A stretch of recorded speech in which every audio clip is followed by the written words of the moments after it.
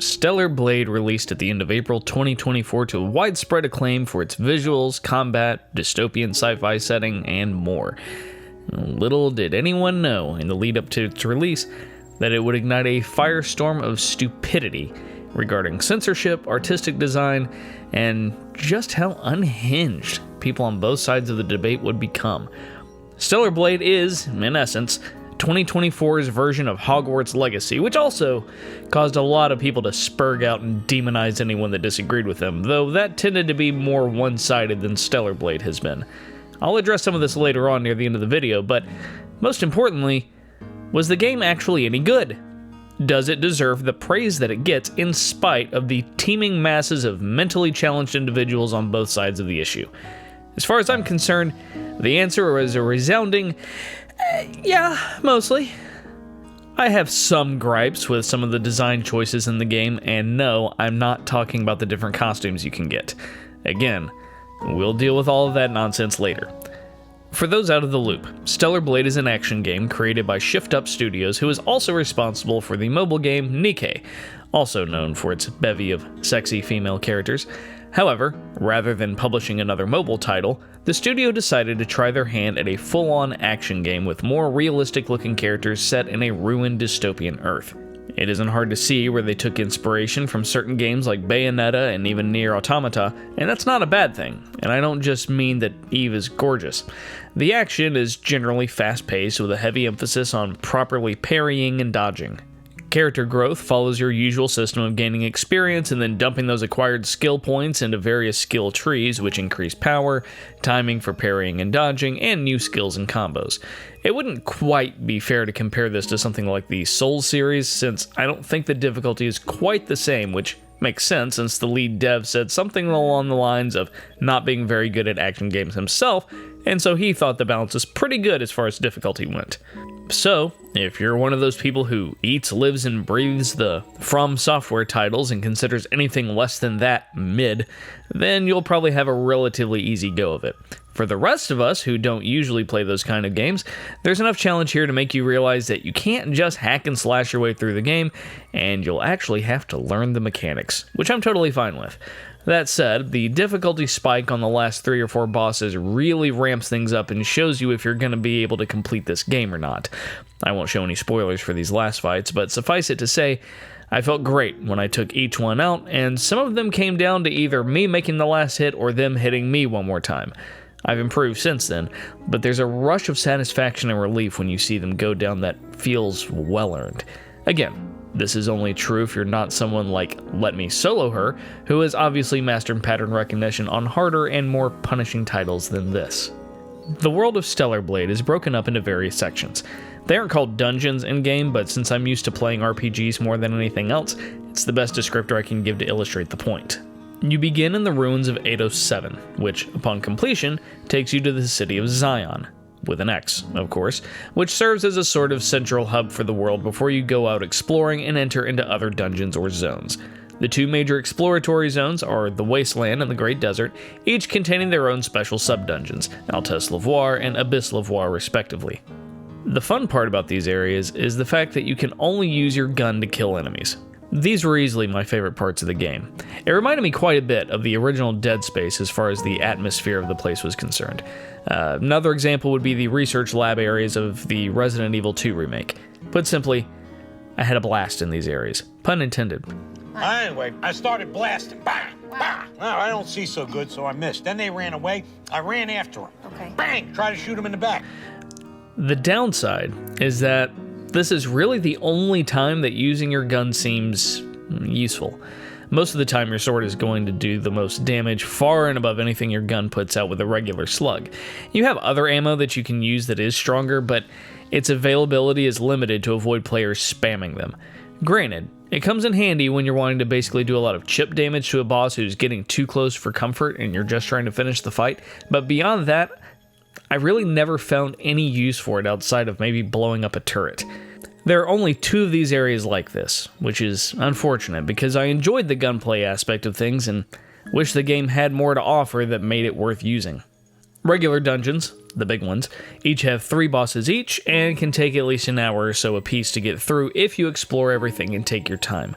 Speedrunning them later doesn't take nearly as long on New Game Plus. These larger zones are pretty good too, though at times I did get tired of how long it was taking me to get from point A to point B, though that was more due to becoming impatient and trying to progress rather than the areas being unenjoyable. If I took a break from playing and then came back, this wasn't an issue, but trying to knock out one of these places before calling it a night didn't always work in my favor. I'm pretty tired. Still, exploring these areas and taking down bosses was overall enjoyable. Not all bosses are created equal, and some were more fun to fight than others, but generally speaking, there aren't any cheap shots that you can't avoid that aren't telegraphed in advance. Speaking of progression, there are 3 different endings to Stellar Blade, and, fortunately, the game flat out tells you when the point of no return is. And this is where things split. One of the side characters, Lily, has a progression bar that you can't actually check in-game. I know that in New Game Plus, there's a meter that you can see fill up as you complete certain side quests, but I honestly don't recall if this was present in a first run. I may have just missed it. Anyway, if you want to see all 3 endings without having to play the game 3 separate times, the easiest way to do this is to decline to go to the last zone when given the prompt and save your game. I also would recommend on holding off on side quests until this point, though that may make it a little harder since unless you grinded enemies for skill points, your skills and upgrades may not be as high as it would be otherwise. Regardless, if you save before going, you can upload your save to the cloud, disable automatic syncing, and then after getting what could be considered the bad ending, re-download your save from right before this point. If you've done enough of the other side quests, Lily will instead interrupt and ask you to take a detour to another location first. If this happens, then just save at the final save point before the final boss and upload your save there. That may or may not be necessary, since if you choose continue on the main screen, I think it just starts you over at that last zone anyway. The only reason I suggest this is because there is a choice you're given at the end which determines which final boss you encounter and which ending you get. Choosing one of those endings without having Lily's bar filled will get you the bad ending. I don't think choosing the other option without her bar filled matters, since I think the ending is the same either way. Regardless, if she interrupts you and you can't get the bad ending, just do it again on New Game Plus and speed run to the end without doing side quests and just upload your save before heading off to the first point of no return. That way you can just re-download your save afterwards. I'll explain why later, but it's directly tied to New Game Plus. As for other things to do in Stellar Blade, there are a ton of collectibles, mostly consisting of data logs for environmental storytelling, a lot of side quests, upgrades for weapons and inventory, and cosmetic items like glasses, earrings, and costumes. Personally, I'm a fan of short-haired waifu with glasses Eve myself. And there's also soda cans you can collect, which will reward you with another outfit for Eve, and by outfit, I mean lingerie. All of these carry over to New Game Plus, so if you missed one on your initial playthrough, you can get it the next time, and you don't have to recollect everything all over again. In fact, New Game Plus adds a couple extra features. You get upgraded versions of certain skills, and for every gear you can equip that helps with charging beta energy for beta skills, burst energy for burst skills, combo enhancements, attack speeds, or whatever, you'll get an upgraded version of the same item, which usually has a higher base at 1 star than the normal 3-star version. So it's definitely worth going through and getting these better versions, especially if you're going to tackle hard mode. The sword level cap is also increased to 40, and your potion recovery can be upgraded to 100%. The only downside is that these latter upgrades take a little more than 1 run to accomplish, since there's only so many weapon cores you can get to upgrade your weapon in a single playthrough. Still, I managed to get all of mine done by the time I was in the Wasteland before going to the first Lavoir area. Now, do you remember I mentioned about uploading a save before going off to get the bad ending if you didn't get it in your first playthrough? That's because there are alternate versions for every outfit in the game, and you can get them on New Game Plus by opening those same chests or buying them. 3 of those are in this area that only unlocks if you get Lily's meter filled out. Uploading and downloading your save stops you from having to do 3 complete playthroughs to get everything minus the few missing weapon cores that you'll need to max out your weapon. Oh, and your max HP and max beta energy can be further increased in New Game Plus. I did mention there were a few things that irritated me about the game design. Really, that just boils down to two things. First, the fast travel system is definitely a step backward. Most games these days use a system where, as long as you have it unlocked, you can fast travel to any fast travel location on the map simply by opening the map and selecting the desired point. Stellar Blade doesn't do that. You have to physically run to a nearby fast travel spot, and then only from there can you actually fast travel to another point. Closely related to this, there are several rest areas throughout the wasteland and Great Desert where you can rest, but can't fast travel. This also makes getting around somewhat cumbersome if you're trying to clean up your collectibles list and are forced to meander around to another part of the map just so you can fast travel. Closely related to this is how the upgrade system works. You can't just open the menu at any point in time, go to the skills tab, and then choose a skill to upgrade. No. You have to actually go to a rest stop in order to spend skill points. Now, in fairness, this seems to be more like what I had to deal with in Code Vein, and I think the Soulsborne series operates on something like this where you can only upgrade at camp, but I wasn't a fan of that either. The same thing goes for crafting and upgrading gear, and even then, only fast travel locations, specifically supply camps, actually let you upgrade and craft new items.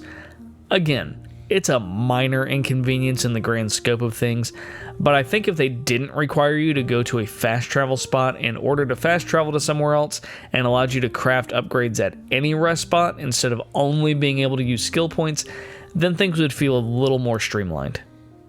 One last note about collectibles. As long as you're using your radar as you progress through each area, you should be able to find most of them naturally. If you're missing some, just use a guide. My only gripe is that the vast majority of these collectibles don't actually add anything to the game as far as lore is concerned. There are relevant data logs tied to side quests that help with world building, and several books and journals you find are informative, but the vast majority of them are just people lamenting the fact that they're dying and that the world was ending. Don't get me wrong, they're generally well written, but the sheer volume of these that boil down to "we're screwed and we're really bummed about it" is a bit overdone. It's over. We are screwed. They could have dialed back on this quite a bit and still have done a good job of showing the despair and destruction people were experiencing prior to the events of the game. So, overall, I thoroughly enjoyed my time with the game and didn't really have anything to complain about or anything that made me hate the game or the people connected with it. Which, of course, unfortunately, leads me to the controversy surrounding the game. So, buckle up and get your helmet on, because there's a lot going on here that makes me suspect many people involved on both sides should be wearing helmets when they go outdoors, or even if they go to the bathroom. Not long before the release of Stellar Blade, some moron over at IGN France decided to complain that Eve was clearly too sexy and that the devs had never met a real woman before. This tended to not age well at all, and by that I mean by the next day, if not the same day, people were pointing out to this jackass that Eve's character model was the result of a body scan of a South Korean model named Shin Jae-eun. Not to do your research for you, but I'm pretty sure if you did enough A-B comparisons between Eve and Shin Jae's body of work, you'd be able to tell pretty easily that this is in fact the same person. But oh no, it's only because the devs have never seen a real woman before. Just as the assassination of Archduke Francis Ferdinand was what set off the powder keg that led to World War I, so too was this stupid article the match that ignited the crap storm surrounding Stellar Blade. Gamers as a whole mocked this ruthlessly, and rightfully so, because once again, it was an example of how games journalists, a misnomer if ever there was one, were attacking people who loved the fact that Eve was unapologetically sexy. In fact, the same can be said of several other characters in the game. There's no getting around that these characters are all definitely women. What is a woman? And Shift Up leaned into that aspect of things. Again, it's what Nikkei is known for as well. However, things were about to take a worse turn for Sanity in the lead up to the full release of the game. There was the demo, which had enticed gamers with gameplay up through the first boss. People generally loved it. There were, of course, those tryhards that derided the game as mid and complained that we don't even know what the story is yet. Well, it's a demo, you idiot. It's not supposed to give us everything. There was also the promise that the game would be released uncensored in all regions, meaning everyone would get the same version of the game without changes across regions. However, when the full game released, people were quick to compare it to the demo and, shock and horror, there were changes from the demo to the full release. Now, let me be fair here. As far as I can tell, the only major change from the demo to 1.0 that I've been able to see was the fact that the amount of blood was toned down a bit. By that, I simply mean the amount of blood spatter that collects on Eve. For example, here's a shot of what happens when Eve kills the first boss in the demo versus how it looked in 1.0. I did see where people said that part of this was a graphic setting issue and that if you put it on resolution mode instead of performance or balanced mode, there would be more blood spatter on Eve. I haven't been able to verify if that's true or not, at least not for 1.0. I do have comparisons here for 1.0 on balanced, 1.03 on resolution, and 1.03 on performance mode, and the amount of blood on Eve all looks to be the same. If anything, it just means the amount of blood was toned down from the demo and even 1.0 was affected by this. The biggest issue, though, is that a lot of people will never be able to play 1.0 because Sony forces your system, even if you disabled automatic updates, to download 1.01. People with a digital release have no other option. Sneaky little witches. Wicked, tricksy, fierce. This did a few things, like fixing some of the timing issues with parrying in 1.0, something I didn't really notice at all that much difference between that and 1.01, but there were also some cosmetic changes to some of the costumes, specifically Holiday Bunny and Cybernetic Bondage. Oh, this was a bridge too far. Screams of censorship rang throughout the cosmos.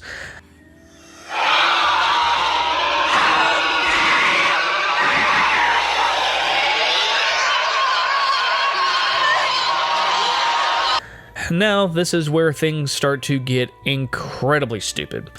Now, let's see a side-by-side comparison of both costumes between 1.0 and 1.01. There's clearly been some modification of the costume around the cleavage and hips for the Holiday Bunny, and Cybernetic Bondage has a patch of fabric across the cleavage as well. The developers have stated that this was not because of any desire by Sony to make them censor anything, but it was a design decision on their part. In other words, they originally meant to change this from the pre-release footage, but apparently forgot.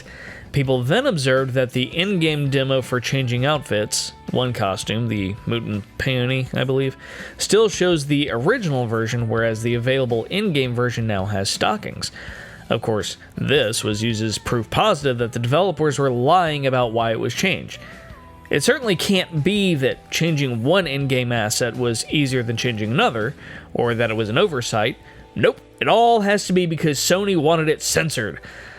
I suppose that's possible, but I've also found that the developers have done this with Nikkei as well. If this has been par for the course, I'd equate it more with a bait and switch than with Sony telling Shift Up that they had to censor something. That's not any better, don't get me wrong, but I still don't know if I'd call it censorship. To me, censorship is when one country gets an unadulterated version of something and then the US gets a watered-down version. Censorship is like the SNES versus Sega version Genesis of Mortal Kombat, or the changes in assets for Castlevania in Japan versus America, or character sprites being changed in Final Fantasy VI across national releases. Even worse would be whole sections of dialogue that are altered, like what happens in anime when it gets translated into English depending on the publisher. More to the point, there are far more revealing outfits than even this that are still in the game, but any alteration whatsoever to even these has been screamed about as censorship. Is it really censorship to cover approximately 1 inch of Eve's thigh on this outfit when you can have her run around in a skimpy bikini if you wanted? If that sort of thing is considered censorship, then the term has lost all meaning. Don't get me wrong, I don't like the idea of dramatically toning things down in an M-rated game that were advertised to look different. I would love for the original outfits to all be in-game as variants, or that there was an option to increase the level of blood. However, I'm also used to this little thing about demos and pre-release trailers. It's this concept that goes something along the lines of final product may differ from footage. Did we suddenly forget all of that?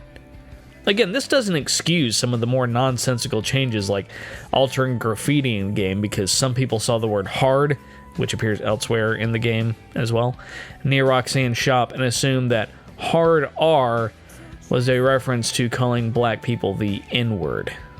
And some thought maybe it was a reference to the word retarded, but anyone familiar with the phrase hard R and has grown up, especially in the South, knows exactly what that can mean. Of course, when I ran through this area in my first playthrough, which I did by disconnecting from the internet and playing off the disc alone, I ran past this area multiple times and overlooked it, which means that people were just looking for excuses to complain about the game. Again, primarily because Eve was hot, and we can't have stuff that appeals to the male gaze. If it wasn't for the male gaze being appealed to, I would not be married and have kids. Just saying. Of course, you can have Shadowheart, Lae'zel, Karlach, and even Jaheira running around in Baldur's Gate 3 completely nude with no censorship at all, and that gets praised. But God forbid we have a gorgeous Asian female protagonist that's based off a literal supermodel. Now, since 1.03 launched a few days ago, we have uncensored versions of the Holiday Bunny and Cybernetic Bondage outfits that were released, along with Boss Challenge mode and 3 more outfits total, one of which is unlocked by completing the Boss Challenge mode on normal or above. However, even with getting these versions of the originally altered outfits, people are still screeching about censorship. It doesn't matter that we have these, the censored versions are still in the game, and until those get changed, it's not good enough. Also, one person, who I can only assume is one of the dumbest people alive, is posting about how these 1.03 outfits are also censored. After all, look at how they looked in 1.0. Of course, they weren't available in 1.0 in any way, shape, or form, which means the only way to see these is to install the patch, unlock the costumes, and then uninstall the patch, then reinstall from the disc, and disconnect from the internet. This, of course, also has given rise to conspiracy theories that these were put in game and the only way to get them was to force people to upgrade just so they could have their discs censored. Again, it certainly can't be that these were unfinished assets and the devs tweaked the transparency a little bit before releasing it. Nope. It's censorship, and if you think otherwise, you're just a shill for Sony, who may as well be just some little pay pig who wants Daddy Sony and Daddy Shift Up to tell you what's acceptable or what's not. Again, I'm against censorship. I don't want my stuff being censored. But if everyone is getting the same version, if there are other outfits that are even sexier than the ones people are complaining about, and if the devs even gave players uncensored versions of the original outfits, albeit with a palette swap, then maybe, just maybe, they did this stuff because of design choices and not because they're out to censor stuff at Sony's behest. Maybe they just did their usual bait and switch like what they've done with Nikke, which I don't like either. Is it not possible that the 1.0 version was a mistake and they originally intended to have the censored outfits be the 1.0 release? That would also make sense given their history. Still, the people screeching about how even the new outfits aren't good enough aren't doing anything to help their case. Stand against actual censorship all you want. I'm right there with you. But when it seems like no matter what W you get, you turn it into an L because the outfits aren't sexy enough? Is this really the hill you want to die on? Well, now you're just feeding into the stereotype that these complaints are all from just a bunch of people with Coomer brain who wish the game had an accessibility feature to play the game with one hand. Personally, I'm sick of the censorious left who complained about the game having too much fan service, even though they said the game itself was solid. Incidentally, that was really the only complaint they had. And I'm tired of the unhinged reactionaries on the other side who have taken something that has other plausible explanations and turned it into a crusade that has no winning solution other than demonizing the developers and anyone who dares to disagree with them as a fan of censorship and totalitarianism. Find a balanced position, for the love of God. You're just giving all of us who enjoyed the game a bad name, not that these urinalists needed a reason to hate us all in the first place. Look, if you think it's legitimately censorship and you have a problem with it, then fine. Put your money where your mouth is, and don't buy the game, and at most, cancel your PSN. If you think Eve is too hot, as if there is such a thing, I'm gay. then don't buy it either. The rest of us who decide to play are not part of the problem or making things worse. There is such a thing as picking your battles, and this is one I just don't care about. It's not that I'm lazy, it's that I just don't care. There's already a petition out there that seems to have gotten the devs' attention. It seems like they're listening, and Sony is too, just like they listened with the backlash from Helldivers 2. That needs to be encouraged. Screeching about transparency on an outfit that wasn't even available to Nell and making up conspiracy theories about them is counterproductive. Go touch some grass instead of touching yourself. Stop it. Get some help. The rest of us will say, whatever. Things change after the demo, and what was censored seems really inconsistent with other stuff, so maybe it was just a design choice. Make up your own mind, and quit being so polarized. It's not the end of the world, no matter how much you try to claim it is. Anyway, that's going to be it for me. I'll probably be taking a break from game reviews for now, just because I have other things I need to work on and get done, and financially I'm sort of strapped right now, so I can't really be buying much new at the moment. Kids' tuition for school is expensive, and so is daycare, and the wife and I are sticking to a budget. And that said, I do have a couple other video projects I want to work on, including some music production and an audiobook project, and trying to do that on top of a full-time job and completing and recording game footage is just not feasible. I'll keep you all posted.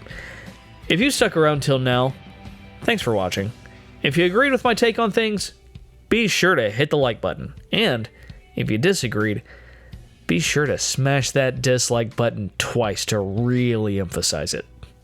Till next time, guys. Take care.